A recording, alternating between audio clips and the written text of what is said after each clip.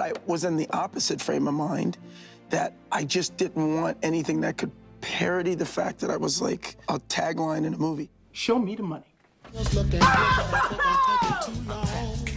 What else could go wrong? No, please. Cuba Gooding Jr. was once the definition of Hollywood success. Oscar in hand, flashing smiles on red carpets, and a future that looked untouchable. From the outside, everything screamed victory, fame, and legacy. But behind that polished image, his life took a series of turns so dark and shocking that almost nobody saw them coming. Beneath the charm and applause were personal battles and public controversies that hit hard and cut deep. This is the lesser-known tragedy of a star whose struggles ran way deeper than fame ever showed. You might think you know his story, but trust me, most people don't. Cuba Gooding Jr. grew up in a family soaked in creativity and performance. His father, Cuba Gooding Sr., was the lead singer of the soul group The Main Ingredient, and music was always in the air. That artistic environment shaped Cuba early. Rhythm, emotion, and expression became second nature to him. He was first drawn to performance through dance and theater, learning how to command attention before he ever stepped in front of a camera. Over time, Cuba found his lane in acting. He brought the same raw energy, intensity, and charisma that came from his musical roots. When he showed up on screen, you felt it immediately. His breakthrough came in the early 1990s. In 1991, he caught serious attention in John Singleton's Boys and the Hood, a gritty, socially conscious film that pulled no punches. The movie captured the harsh realities of life in South Central Los Angeles, and Cuba's presence helped make it unforgettable. That role cracked the door open. At the time, it looked like the start of a flawless climb to the top. But what no one realized back then was that the real struggle was only getting started. Cuba's raw authenticity on screen didn't go unnoticed for long. Hollywood quickly locked in on his ability to bring complex characters to life without forcing it. Before long, he was landing roles in major studio films, sharing scenes with some of the biggest names in the business. In 1992, he appeared in A Few Good Men, holding his own alongside Tom Cruise and Jack Nicholson. Then came Outbreak in 1995, where he proved he could move smoothly between emotional drama and high-stakes thriller energy. Cuba wasn't boxed into one lane. He showed real range early on.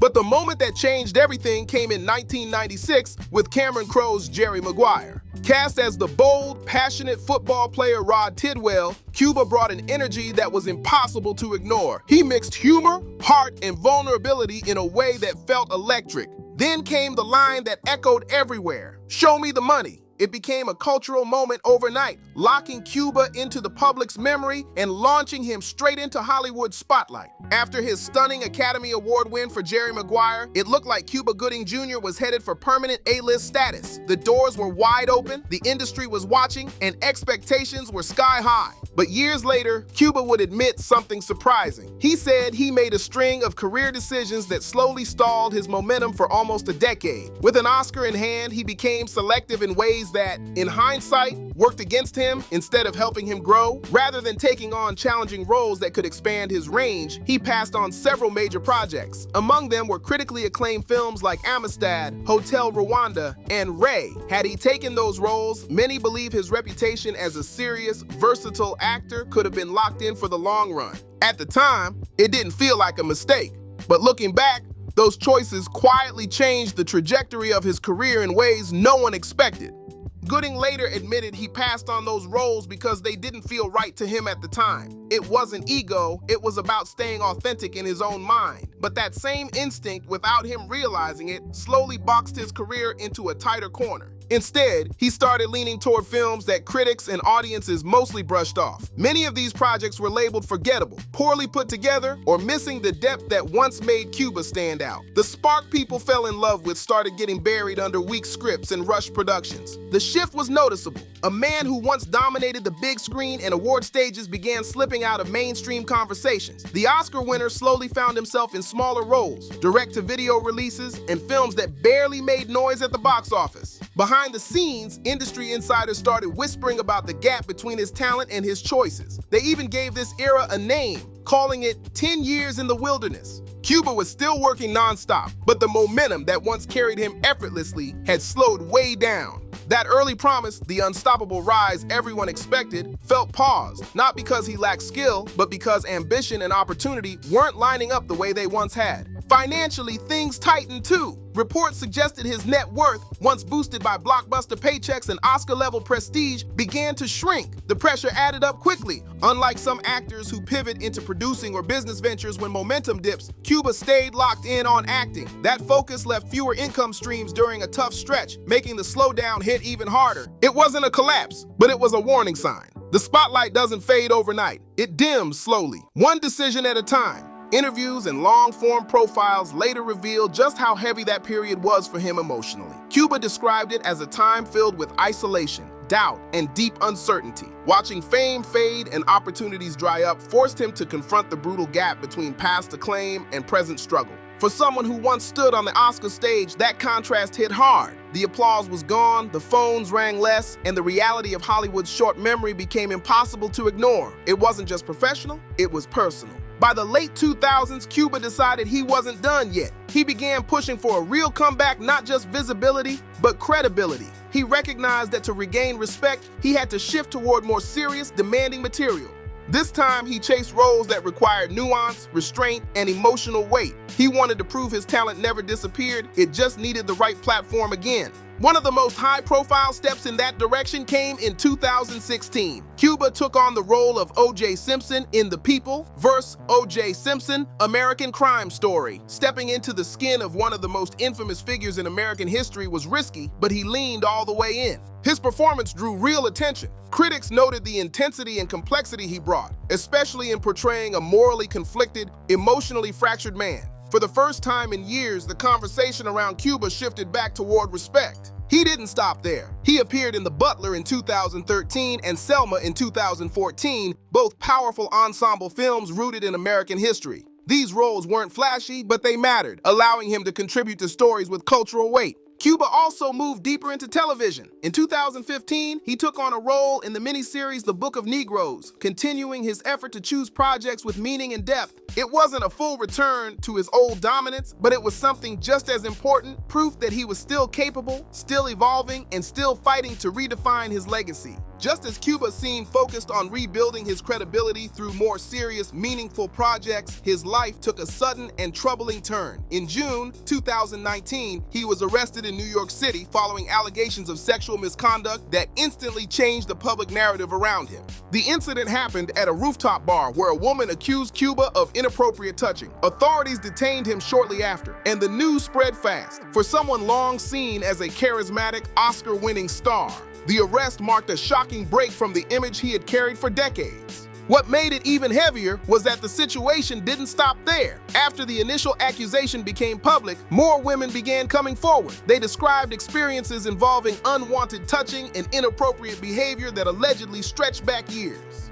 Soon, reports claimed that around 30 women had publicly made accusations against him. The sheer number created the appearance of a pattern, and that detail shook both fans and industry insiders alike. The charm and likability people once associated with Cuba were now being questioned in a serious way. The media attention was intense. Headlines shifted overnight, and his career became overshadowed by controversy instead of performances. It was a new, darker chapter that no one could have predicted at the height of his success. By April 2022, Cuba's legal situation reached a critical point. He appeared in court over a separate allegation tied to an incident at a New York nightclub. In that case, a waitress accused him of forcibly kissing her without consent.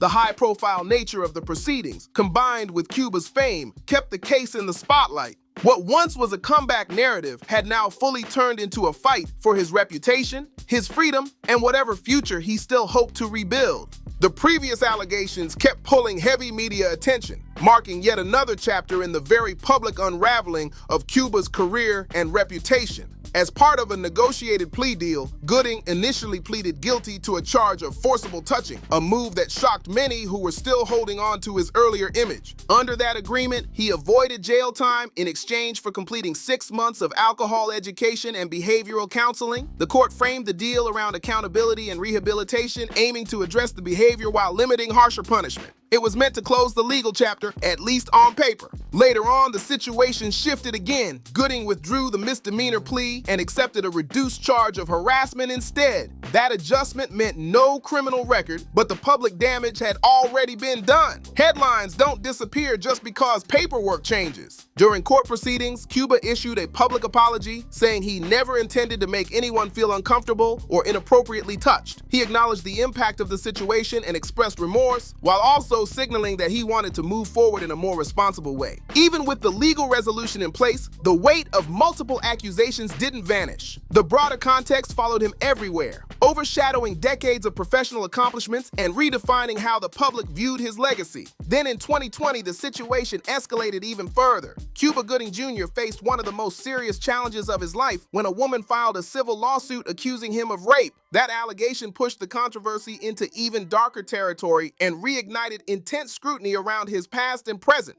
At that point, the conversation was no longer just about bad decisions or career mistakes. It became about accountability, trust, and whether redemption was even possible in the court of public opinion. The alleged incident at the center of the lawsuit was said to have taken place in 2013 at a New York City hotel. For nearly a decade, the claim remained private until it suddenly surfaced and placed Gooding under an even harsher spotlight. The accusation involved sexual assault, raising the stakes far beyond previous allegations. The lawsuit sought $6 million in damages, reflecting the seriousness of the claim and the plaintiff's pursuit of accountability. With Cuba already carrying a history of misconduct allegations, the case exploded across headlines and social media, intensifying scrutiny at every level. The legal process moved slowly, with trial scheduled for 2023. As jury selection approached, tension grew around what could become one of the most high-profile courtroom battles of his life. Then, unexpectedly, the case shifted direction. At the last moment, Gooding reached a confidential settlement with the plaintiff.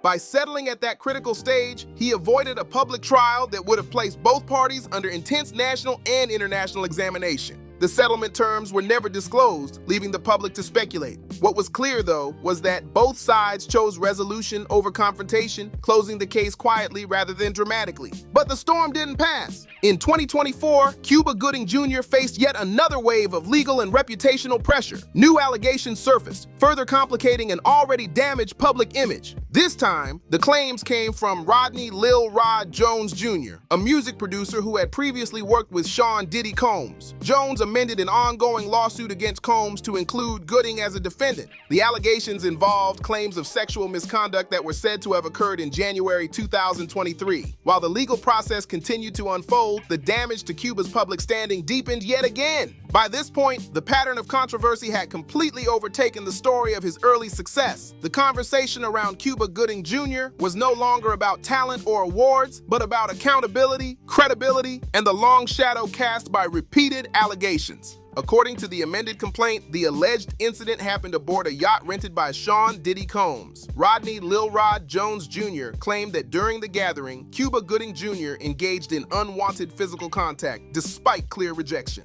The lawsuit alleged that Gooding touched Jones's legs, inner thighs, back, and shoulders, even after Jones made it clear the advances were unwelcome. These claims described repeated, unwanted contact, adding yet another layer to the growing narrative surrounding Gooding's alleged behavior over multiple years and settings. What made this case stand out was the environment. A private yacht, powerful figures, and an exclusive setting raised serious questions about boundaries and power dynamics. The situation drew intense attention, not just because of the allegation itself, but because of who was involved and where it allegedly took place. By this point, the cumulative effect of Cuba Gooding Jr.'s legal entanglements had completely reshaped how the public viewed him. The achievements that once defined his career were now overshadowed by controversy. Once celebrated as an Oscar-winning actor with a meteoric rise, Gooding's legacy became increasingly tied to allegations, lawsuits, and public scrutiny. The narrative had shifted in a way that felt irreversible.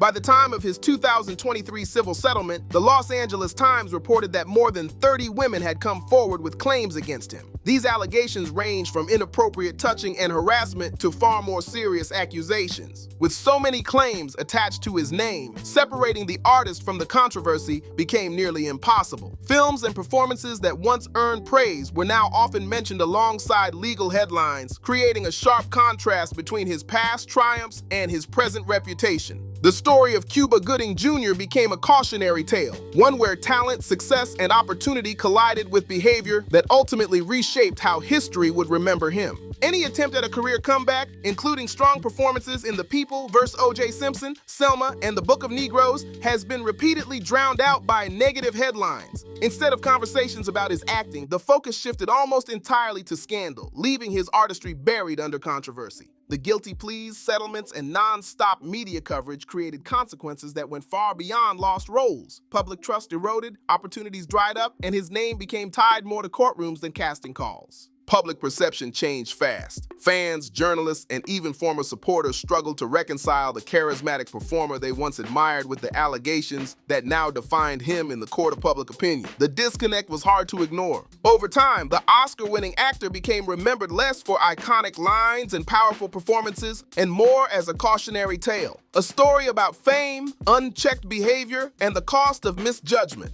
Away from the spotlight, his personal life reflected similar turbulence. In 1994, Cuba married his high school sweetheart, Sarah Kapfer, and for a while, the relationship looked like a steady anchor amid Hollywood chaos. Together, they had 3 children. For years, family life provided structure and balance, offering something real in a world built on appearances.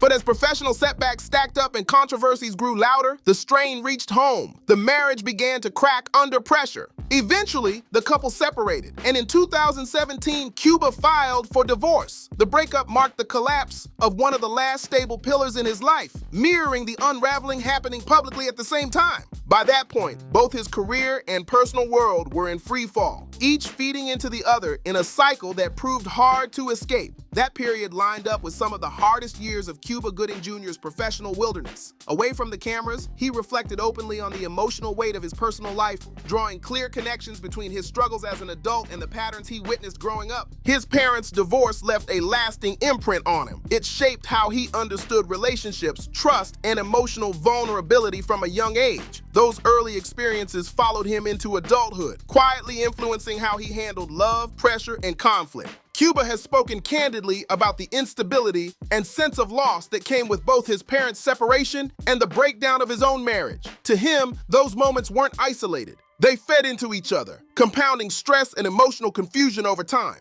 The collapse of his marriage, paired with the responsibility of raising children under constant public scrutiny, added layers of pressure that few people ever see. Navigating private pain while living in the spotlight made everything heavier and harder to process.